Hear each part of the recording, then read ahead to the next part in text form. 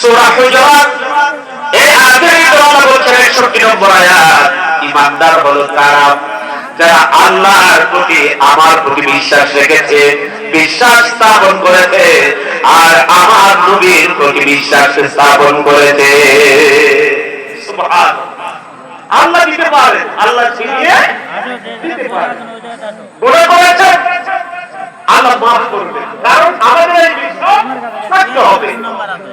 নেশা খেয়েছি, বেবিচার করেছি, আল্লাহর প্রতি ফিরে আসে এই বিশ্বাস থাকতে হবে।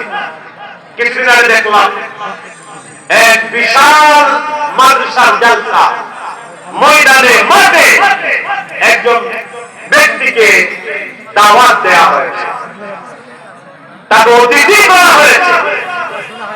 ওই নেতা তাকে ফ্লোর দেওয়া হয়েছে কোরআনের মাহফিলে। ওই বেয়াদব বলছেন,